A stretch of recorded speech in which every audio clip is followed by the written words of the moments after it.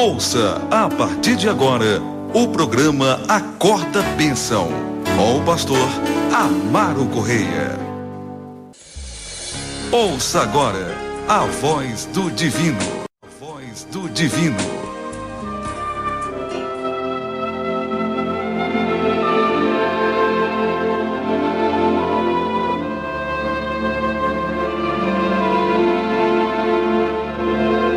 Louvado seja o nome do Senhor Jesus. Louvado seja Deus. Nós vamos ministrar, porque o nosso Guilherme já está a postos para gravar a ministração de hoje. Amém?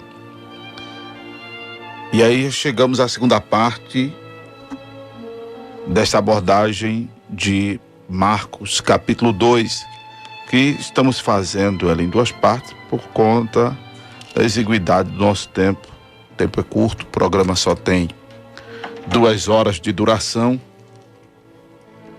Nós temos os compromissos aqui com os parceiros, né, como o Petinho, o Henrique Laticínios, essa força que a gente dá aqui a alguns amigos, como o meu querido bispo Levi, e também ao Wellington e ao pastor Carlos Dias da Faz Cabos.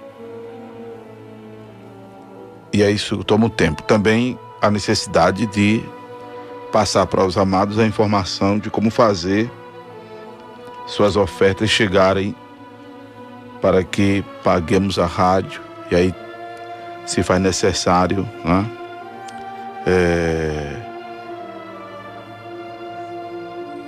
nós darmos os dados da conta poupança Bradesco e também da conta poupança na Caixa Econômica Federal. Espero os irmãos terem anotado, né? Os irmãos ficarem atentos sempre para esse momento, como graças a Deus os irmãos ficam sempre atentos à ministração da palavra, ficam sempre atentos à oração, ficar atento a esse momento de ofertório, né? E fazer exatamente com que essa obra não pare, essa obra continue. Em o nome do Senhor Jesus. Louvado seja Deus. Louvado seja o nome do Senhor Jesus. Capítulo 2 do Evangelho de Jesus Cristo, segundo escreveu São Marcos, que trata do jejum. E aí nós vamos ler esse trecho para fazer a abordagem, né?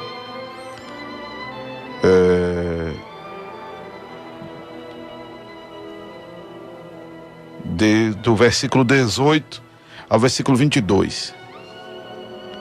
Do versículo 18 ao versículo de número 22. Que diz a palavra de Deus, né?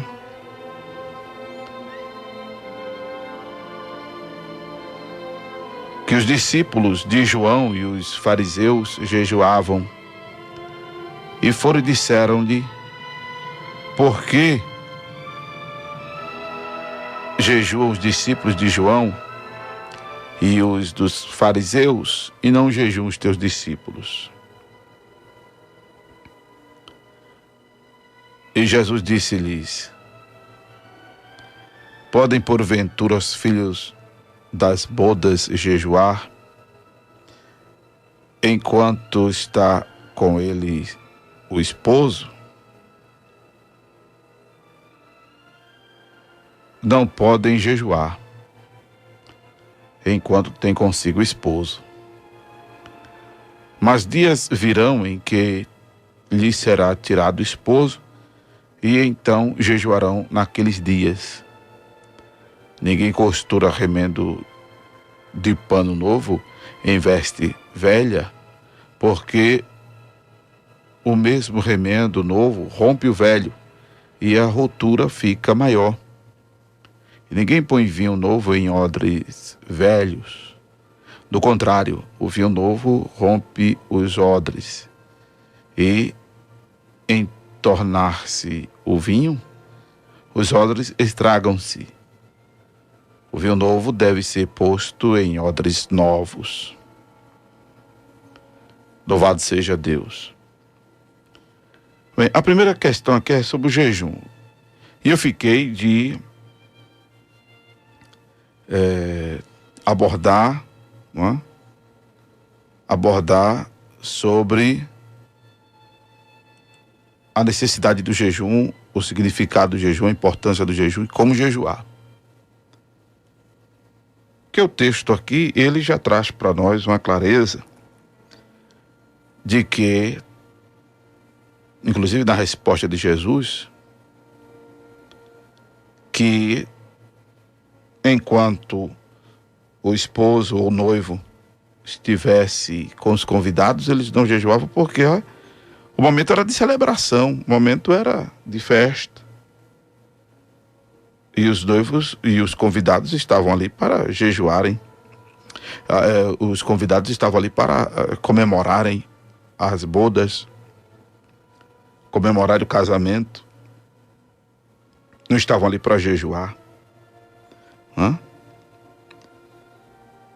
E o jejum seria incompatível com a alegria que eles sentiam por estar com o noivo.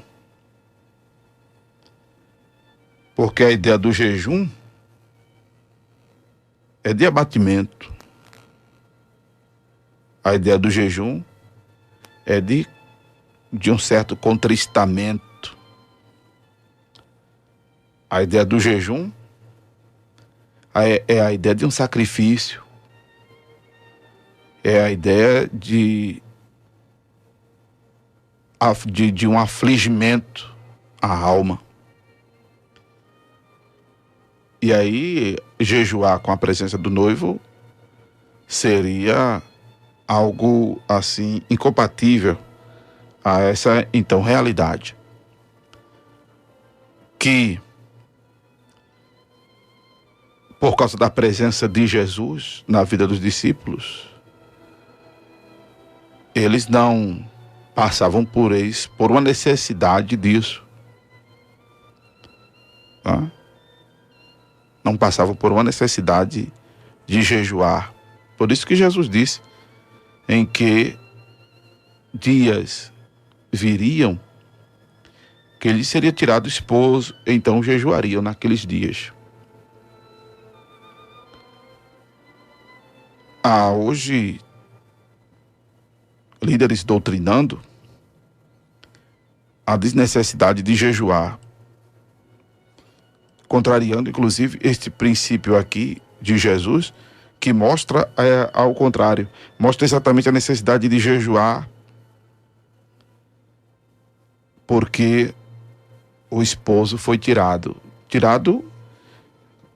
de maneira física, tirado de maneira visível e palpável. O Senhor está conosco, sim. Não é? O Senhor está conosco, sim. Mas precisamos confiar muito no Senhor, crer nesta sua presença, em espírito conosco. E o jejum faz com que, inclusive, nos apercebamos desta sua presença. Porque em jejuar, afloramos o nosso espírito. Em jejuar, desenvolvemos em nós uma sensibilidade espiritual maior, ao ponto de nos apercebermos desta presença do Senhor, que é uma realidade indiscutível, indubitável, mesmo sendo em espírito, mas aquilo que a gente não vê, aquilo que a gente não toca, aquilo que a gente não sente,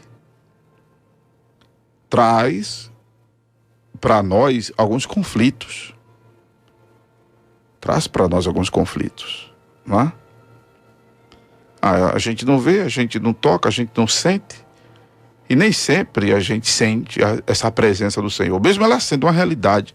Eu quero dizer que Jesus está aí com você, mesmo sem você sentir ou não Ele está com você. Mesmo sem você estar vendo, Ele está aí com você. Mesmo sem você estar podendo tocá-lo, Ele está aí com você, está comigo. E sentir, que seria, digamos, mais fácil, que nem sempre é uma realidade, diga-se de passagem, o sentir, não desfaz a sua onipresença, não desfaz a realidade do estou convosco todos os dias até a consumação dos séculos. Aí é onde entra a importância do jejum, que gera para nós esta sensibilidade espiritual. Tá? O jejum que era feito no Velho Testamento, como sinal também de arrependimento das pessoas, jejum que era feito com o intuito de protestar alguma coisa. E isso inspirou as odiernas greves de fome. O jejum que também ele servia para gerar nas pessoas a devida confiança, a devida credulidade de que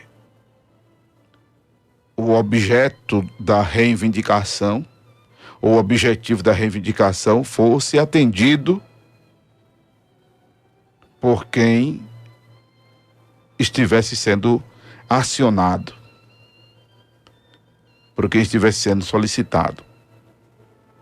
Mas servia de um respaldo para o que jejua, para o que jejuava, servia de um respaldo psicológico, de garantia, de convicção, de firmeza, de certeza de que o jejum influenciaria o mundo espiritual ao ponto de o desejo em torno do jejum, o objeto da oração em torno do jejum, fosse então assim atendido. Por isso que Esté mandou, ela jejuou e mandou que o seu povo jejuasse, bem como orasse por ela. E tantos outros jejuns, como a gente vê na Bíblia, como os filhos de Israel, atendendo ao mandato do rei Josafá, oravam e jejuavam quando os filhos de Amon, Moabe e os moradores do Monte Seir resolveram atacar Israel. E outros jejuns aconteceram em função exatamente deste sentido. Então, quando nós jejuamos,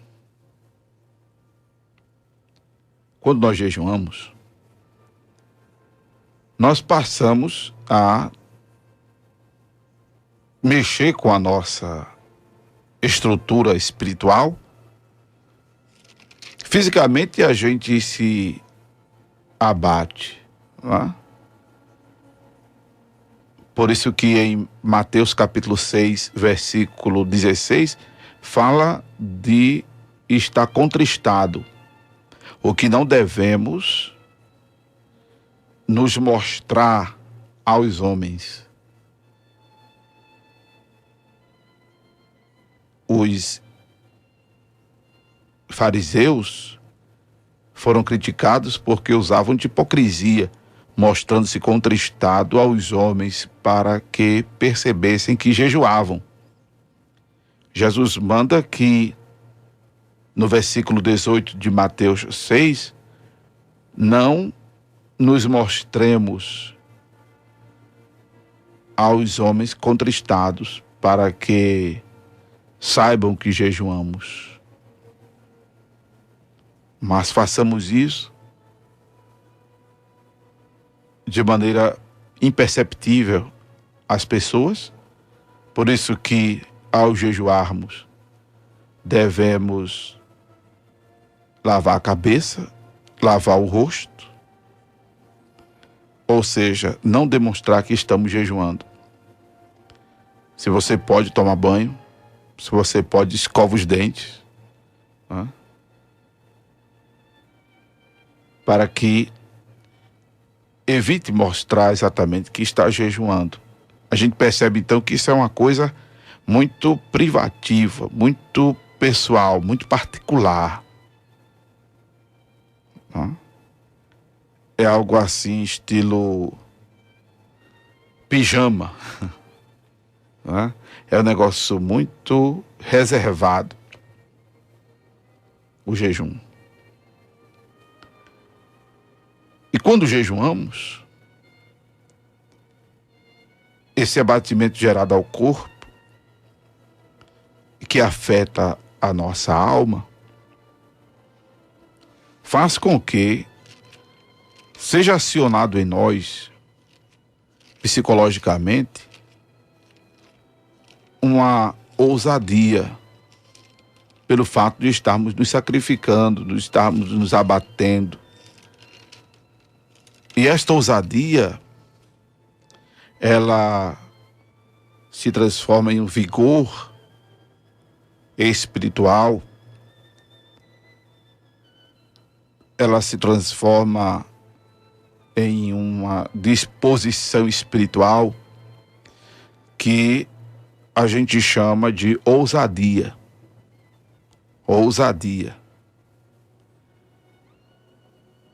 E a ousadia faz com que nós nos mostremos corajosos, nos mostremos valentes, nos mostremos convictos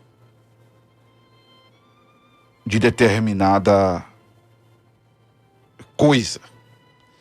E se tratando do jejum, isto é voltado para a oração, isto é voltado para a fé. E o que nós precisamos ter em oração é ousadia. Como o que vitaliza a nossa fé é a ousadia, é a atitude, é a iniciativa. Porque fé implica em atitude, fé implica em iniciativa. A fé sem obra é morta, tanto no sentido assistencial ao outro, tanto no sentido comportamental,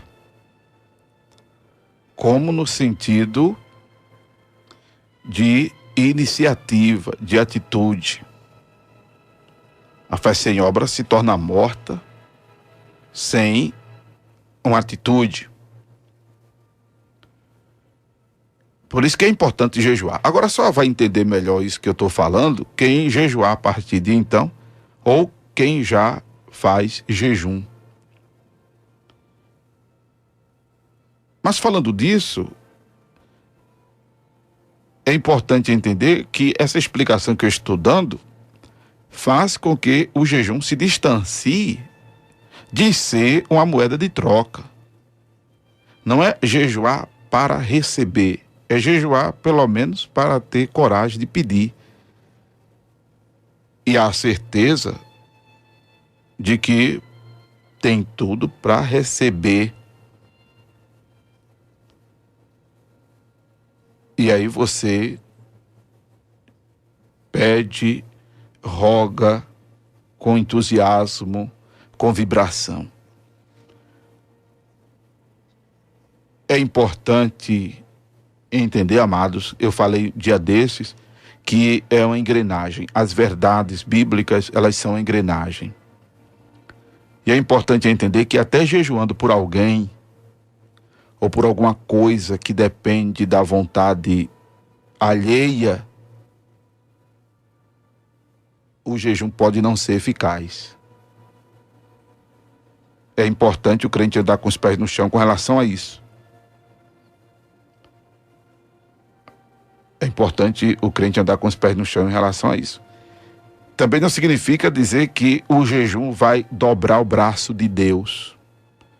Não, o jejum não vai dobrar o braço de Deus. Não é? Porque o jejum, ele serve restritamente para quem jejua, para quem faz o jejum. Louvado seja o nome do Senhor Jesus. E mesmo você, com toda a valentia, pedindo uma coisa que vai contrariar a vontade de Deus, o jejum não vai fazer o divino torcer o braço. O jejum não vai fazer o divino torcer o braço. Não é? Mesmo você jejuando e jejuando muito, não vai fazer com que o divino, o Senhor, mude, por exemplo, de ideia acerca do que ele tiver já determinado. Louvado seja o nome do Senhor Jesus. É importante notificar isso, não é? Que o jejum ele nos encoraja, o jejum ele nos torna audaciosos, o jejum ele nos torna ousados, o jejum ele nos torna valentes, corajosos, mas não ao ponto de torcer o braço de Deus, de fazer Deus mudar de ideia acerca daquilo que ele tiver determinado. E quando, obviamente, estamos em jejum, se deixando trabalhar por Deus, eu disse que jejuando a gente aflora o nosso espírito, a gente desperta em nós uma sensibilidade espiritual, ao ponto de a gente, inclusive, ouvir Deus acerca daquilo pelo que estamos orando, para que não percamos tempo, porque o que Deus não quer é que nós percamos tempo quando estamos orando, quando estamos jejuando. Deus não quer. Mas é importante que nós nos desvencilhemos do nosso egoísmo, da nossa prepotência, da nossa soberba, da nossa pedância, para que ouçamos Deus. Para que ouçamos Deus. Louvado seja o nome do Senhor. Louvado seja o nome do Senhor. Porque jejum não é moeda de troca. O jejum não é uma moeda de troca. Não é? E é importante que nós consideremos, por exemplo, que não é só o abster-se, porque jejuar é abster-se de alimento. Existe o jejum absoluto, o jejum total, o jejum parcial, mas em si, jejuar é abster-se de alimento. Você hoje tem acesso à internet, eu não vou entrar nessas coisas técnicas, porque você tem assunto, tem pano para manga aí na internet, sobre as formas de jejuar, né? Aí você tem os diversos tipos de jejum, você tem tabela de como jejuar, tem muita coisa, muita informação. Vai no Google sobre tipos de jejum e etc e tal, há informações diversas. Agora, o que eu estou dizendo aqui, dificilmente você vai encontrar na internet. Modéstia à parte, o que eu estou dizendo aqui, dificilmente você vai encontrar em algum livro por aí. Por isso que é importante escutar a Corda Bênção. Por isso que é importante acompanhar, amado, as ministrações que fazemos aqui, que modéstia à parte, a gente procura debulhar a Escritura, a gente procura esclarecer a palavra de Deus, de maneira que dificilmente você tem um esclarecimento devido, não é? Dificilmente você tem um esclarecimento devido, um esclarecimento assim, bem cristocêntrico da questão, modéstia à parte. E aí, jejuar não é só abster-se de alimentação. Quando você abre a Bíblia em Isaías capítulo 58, a mesma exigência que Deus fazia ao povo de Israel, ele faz para nós nos dias de hoje, não é?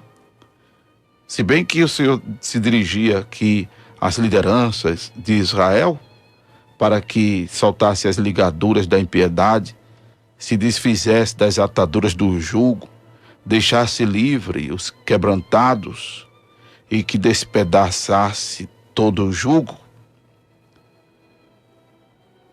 Mas o Senhor manda que também fosse repartido o pão com o faminto, que fosse recolhido em casa os pobres desterrados, que cobrisse o nu, não é?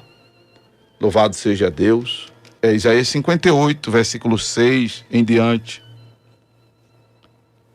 Que abrisse a alma ao faminto e fartasse a alma aflita. Louvado seja Deus. O Senhor manda que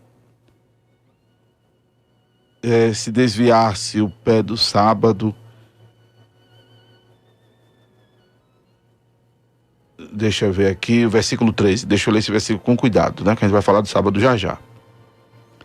Se desviares o teu pé do sábado, de fazer a tua vontade no meu santo dia, e se chamares o sábado deleitoso, e santo dia do Senhor digno de honra, e se honrares, não seguindo os teus caminhos, nem pretendendo fazer a tua própria vontade, nem falar as tuas próprias palavras. Ou seja, está atento aos princípios estabelecidos por Deus.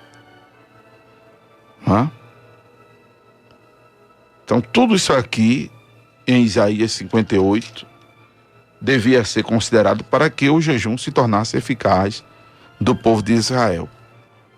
Aí tem a relação com o próximo, tem a vida pessoal com Deus, de santificação, tem a relação com o próximo, de amar, de perdoar, de ajudar, de assistir.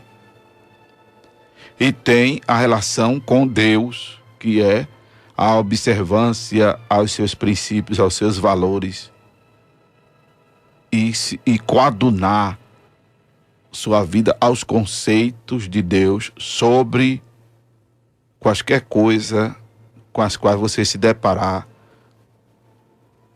circunstancialmente, cotidianamente, diariamente, em um momento de escolha, em um momento de decisão, em uma ação, em um comportamento, em uma atitude, em uma reação. Louvado seja o nome do Senhor Jesus.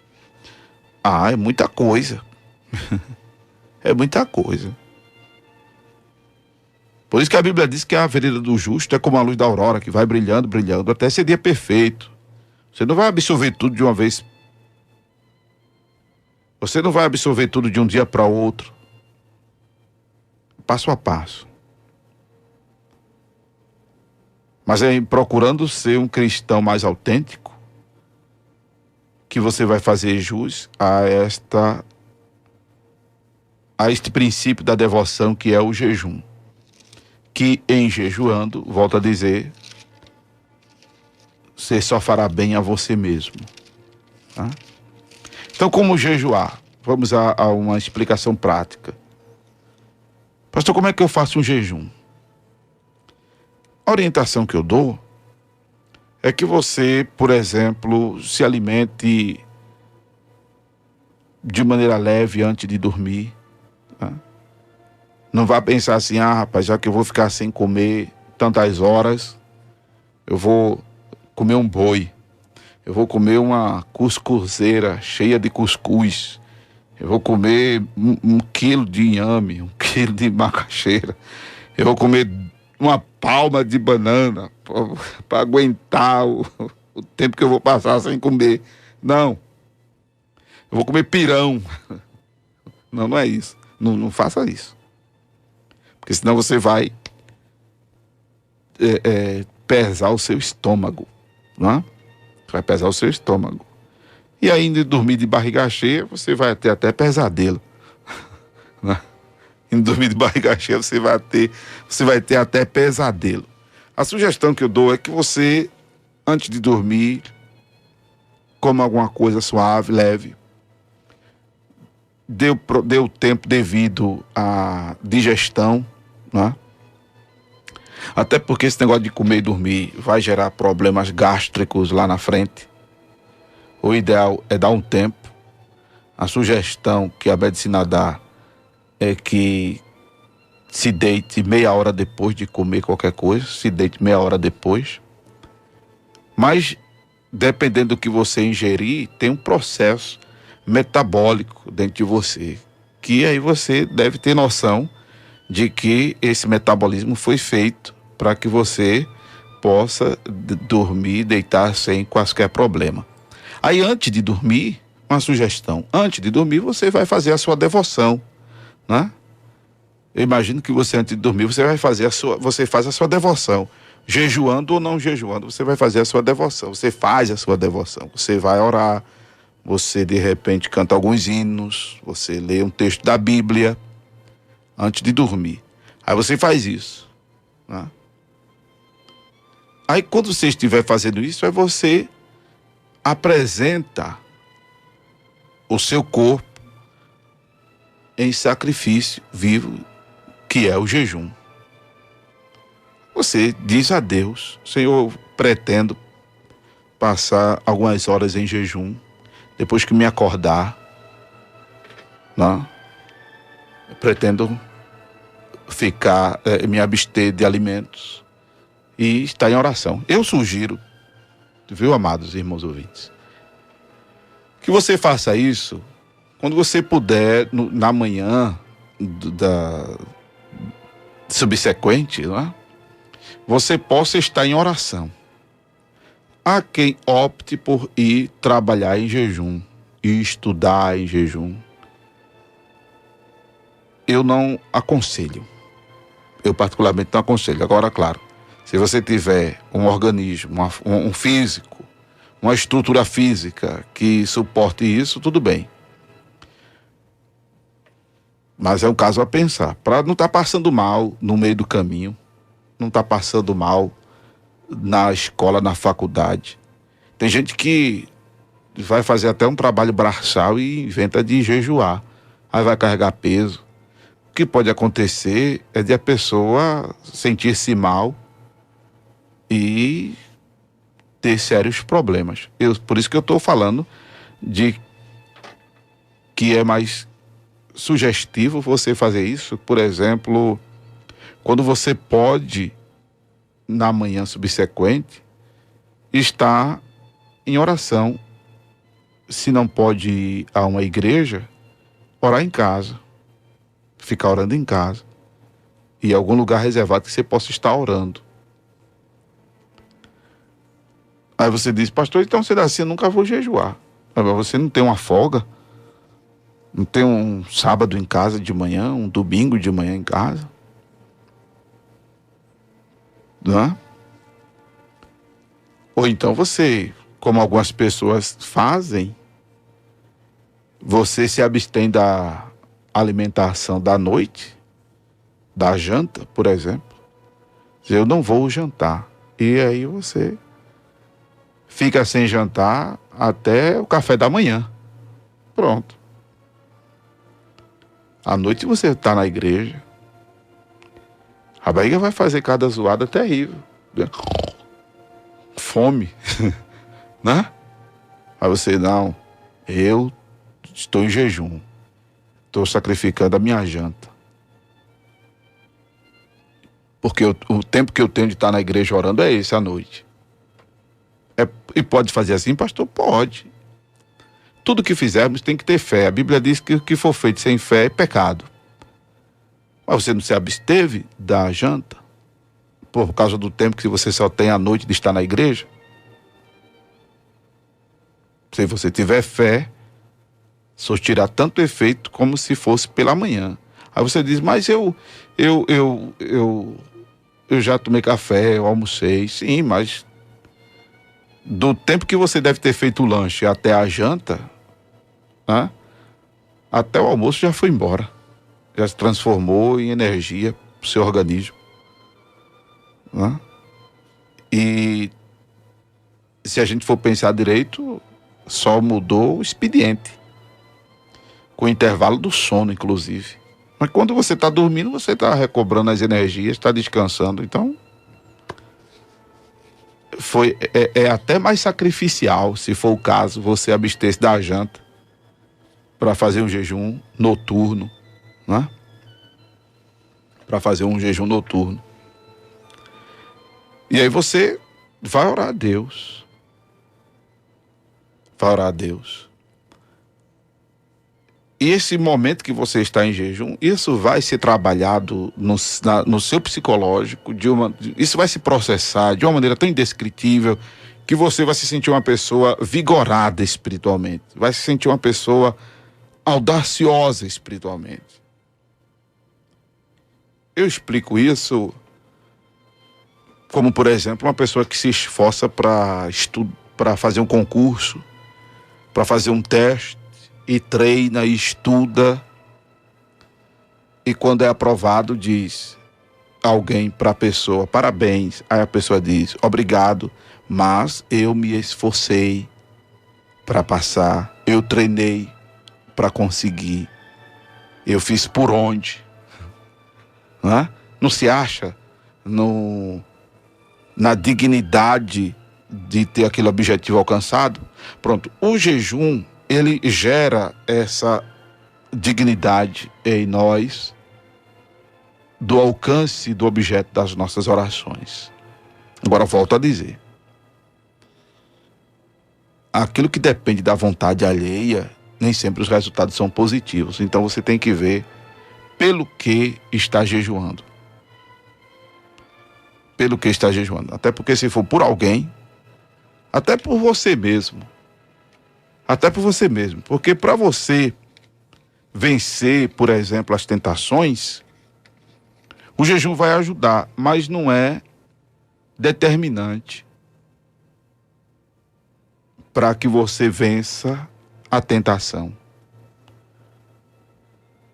Para ser determinante a vencer a tentação é resistir à tentação. Agora o jejum vai ajudar a você se aperceber que o ceder o pecado é desagradável a Deus, é vergonhoso para você, é doloroso para a sua alma, não compensa, não vale a pena. O jejum, como vai aflorar você espiritualmente, vai falar ao seu coração esse tipo de coisa. Em a tentação vindo, você vai estar cada vez mais sóbrio para decidir se cede à tentação ou se resiste à tentação. O que será determinante será a resistência. Será determinante a resistência. Amém? Louvado seja o nome do Senhor Jesus. E aí você, em jejuando, ora a Deus. É importante estar em oração, como disse, para que cada vez mais essa espiritualidade ela seja fortalecida. Sobre o tempo de jejum, é importante que você vá passo a passo, vá até onde dá para você ir. Se você não aguenta passar de 12 horas da tarde jejuando, então faça jejum até as 12 horas. E como é que eu faço, pastor, quando eu estiver terminando o jejum? Vai orar do mesmo jeito, ora do mesmo jeito. Senhor, eu passei esse tempo aí em jejum, estou em oração sobre determinado assunto, me dê vitória, me ajude. E aí você conta a história de Jesus em oração. Pronto. Amém, amém.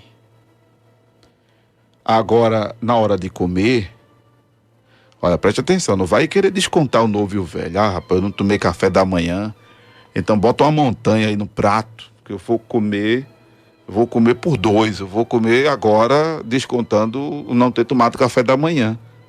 Não faz isso não, porque senão você vai gerar um problema de saúde para você, você vai agredir o seu estômago, você vai machucar o templo de Deus, que é o seu corpo. E aí você deve cuidar do seu corpo, que é templo e morada do Espírito Santo. Sugestão, que inclusive os gastros dão para todos nós, que é de comer pouco e comer constante. Né? 3 em 3 horas, come pouco, depois come mais um pouquinho, depois outro mais um pouquinho e pronto. Para não botar para dentro um boi, como queria comer um boi antes de jejuar. Não pode comer um boi depois também não. Não pode comer uma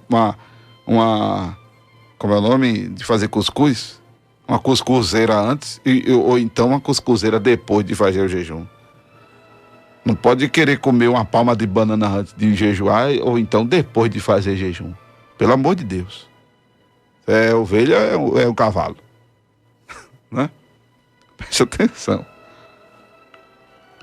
Essa orientação simples, né, que a gente está dando aqui sobre o jejum. E já disse, se você quer saber as técnicas de jejum, vai no Google, que aí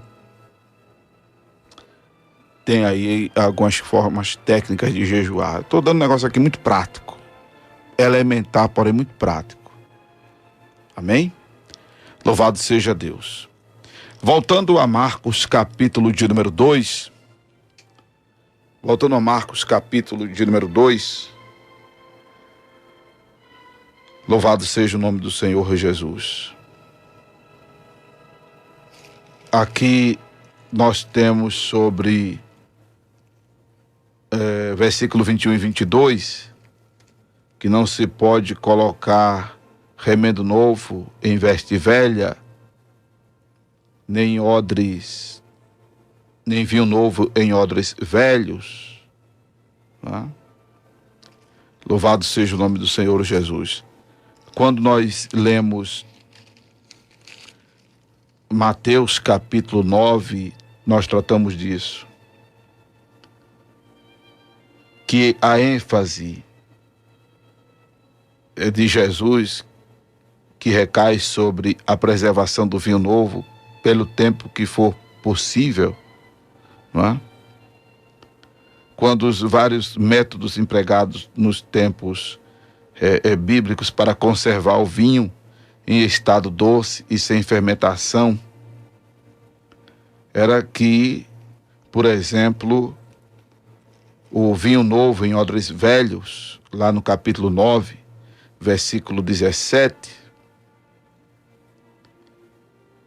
que tem interpretações variadas, é importante dizer que o vinho novo era o suco fresco da uva.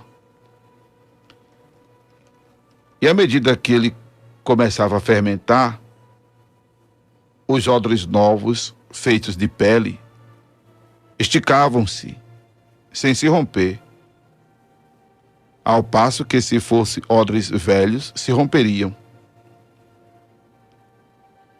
O vinho novo representa o Evangelho, como sendo uma mudança fermentadora que as antigas formas do judaísmo não podiam comportar. Louvado seja Deus. A segunda interpretação entende que a parábola ressalta a importância de se conservar tanto o vinho novo quanto os odres novos. não é? O vinho novo, que era o suco da uva fresco, não fermentado, representando a mensagem salvífica original de Jesus e o poder do Espírito Santo demonstrados no dia de Pentecostes. O empenho máximo de Jesus era que o evangelho original, juntamente com o poder redentor do Espírito Santo, não sofresse qualquer mudança, corrupção ou perda. Louvado seja Deus. E aí, nos tempos antigos, a fim de se conservar a doçura do suco, por um período adequado de tempo, o povo coava ou fervia o suco e engarrafava-o e colocava no lugar fresco. Eram necessários odres novos, porque estariam livres de toda a matéria residual, fermentadora, tal como células maduras de levedura. Se o odre, se colocado em odre velho, o vinho novo, começaria mais facilmente a fermentar por causa dos resíduos fermentadores existentes nos odres. Aí a fermentação resultante passaria, então a causa era de perder tanto o vinho novo como o odre novo, que se romperia por causa da pressão. Então, o certo é, como Jesus diz, colocar vinho novo em odre novo, como colocar remendo novo em pano novo. O que eu entendo disso aqui é exatamente de não ter que estar inventando nada dentro do Evangelho de Jesus. Tem que estar criando nada, como a chamada hoje nova unção, a unção do riso, a unção do paletó, a unção da queda. Há muita invencionice, né? A unção da marcha. Enfim, há muita coisa sendo inventada no segmento evangélico desnecessariamente. Mas vamos partir para um outro assunto que é mais, vamos dizer assim, relevante do que estar falando dessas coisas, se bem que é muito esclarecedora. Basta entender que não precisa estar criando nada de novo. E há muita invencionice aí para querer substituir a suficiência da palavra. Há muita invencionice para querer substituir a suficiência da palavra, a suficiência do nome de Jesus. Há muita invencionice.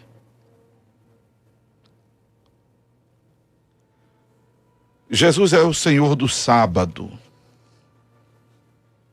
Há uma polemização sobre a guarda do sábado. Eu tenho muita gente bacana, amiga, ouvinte, adventista, né? Até porque já existe uma programação no quadro aqui da emissora da Igreja Adventista.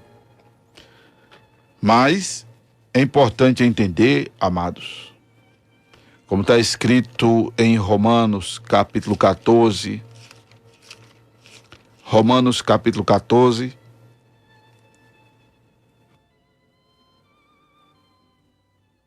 versículo de número 5. Um faz diferença entre dia e dia, mas outro julga iguais todos os dias. Cada um esteja inteiramente seguro em seu próprio ânimo. Aquele que faz caso do dia, para o Senhor faz. O que come, para o Senhor come, porque dá graças a Deus. E o que não come para o Senhor, não come e dá graças a Deus. Com relação ao sábado, a palavra sábado significa 7, ou descanso, e descanso, 7 e ou descanso. Na criação, o Senhor fez todas as coisas em 6 dias. E diz o texto sagrado, e no 7º descansou. Ora, a palavra descansou para Deus não faz sentido porque Deus não se cansa, mas ele parou de criar todas as coisas. E o sábado ele foi apresentado como no decálogo, nos 10 mandamentos, né, como um dia a ser observado.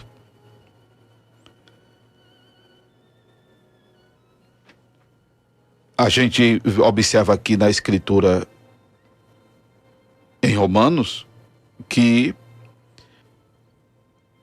essa separação entre dia e dia, ela é relativa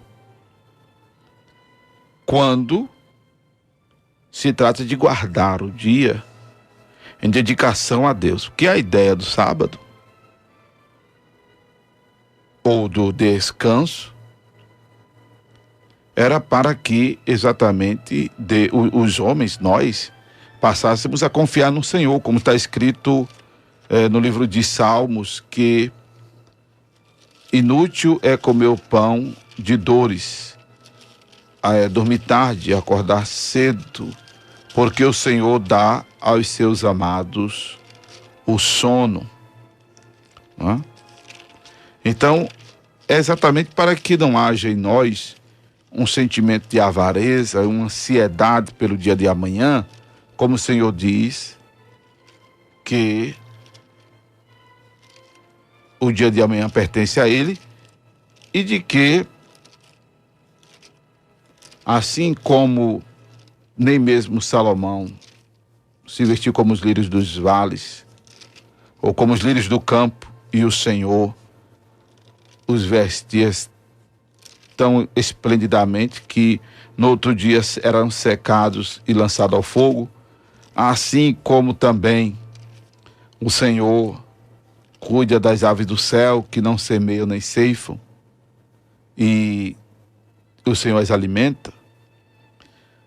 Salmo 127, verso 2: inútil vos será levantar de madrugada e repousar tarde, comer o pão de dores, pois assim dá ele aos seus amados o sono. A ideia do sábado era exatamente para que o homem passasse a confiar que a sua sustentação vem do Senhor.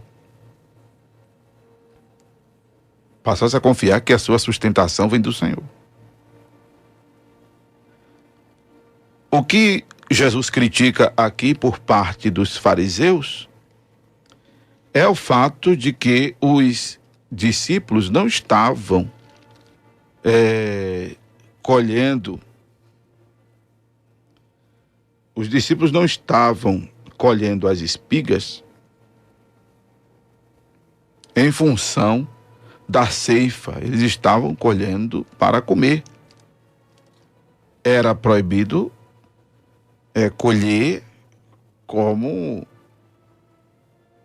um trabalho braçal, mas não era o caso, eles estavam colhendo para comer. E aconteceu que, passando ele num sábado pelas searas, os seus discípulos, caminhando, começaram a colher espigas.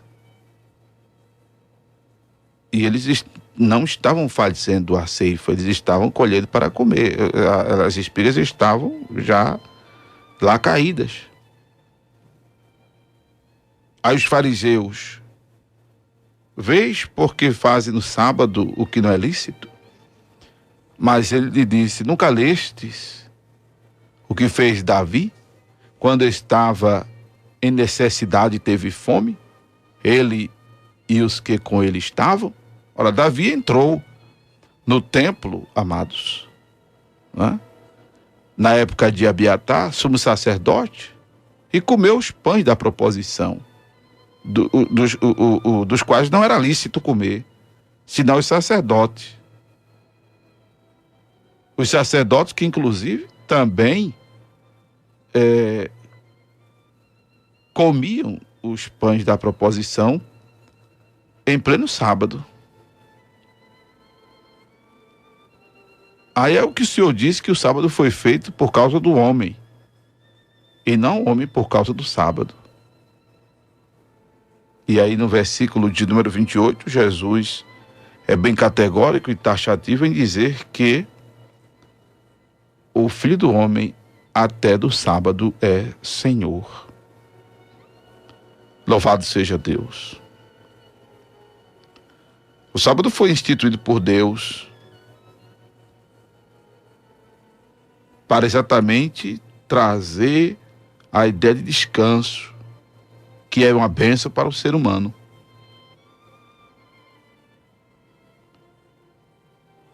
Louvado seja o nome de Jesus. Há pessoas hoje que se matam de tanto trabalhar, não é? Inclusive, muitas hoje estão escravizadas ao trabalho, porque não tem folga, porque não tem tempo mesmo, estão ali trabalhando. Há outros que resolvem trabalhar para si mesmo. A emenda de domingo a domingo, sabe? Não separam, por exemplo, um dia para estar na casa de Deus, para estar descansando, inclusive, recuperando as forças. É isso que Deus não quer. A ideia do sábado foi essa, de fazer com que se confiasse nele, em Deus, que é quem supre as necessidades.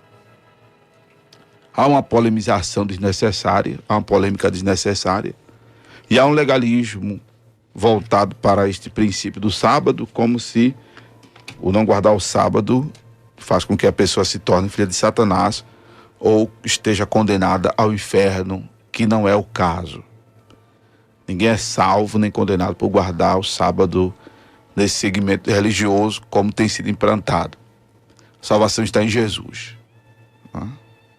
Agora é importante que confiemos que o nosso suprimento vem de Deus, que é o Senhor quem cuida de nós. E aí precisamos repor as forças físicas, as nossas energias físicas. É importante procurar descansar. Procurar descansar. E descansando, aplicar-se a devoção. Descansando, aplicar-se a devoção. Amém? Louvado seja o nome do Senhor Jesus. Louvado seja Deus. Nós vamos de música nesta oportunidade agora.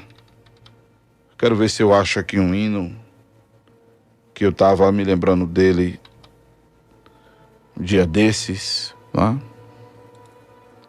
Louvado seja o nome do Senhor. E eu queria tocar esse hino aqui, rapaz, nesta oportunidade. Mas se eu não me lembrar desse hino agora, eu toco ele depois. Vamos a um outro hino aqui. Louvado seja Deus. E daqui a pouco a gente volta para a oração. Amém? Você acabou de ouvir o programa Acorda Bênção, com o pastor Amaro Correia.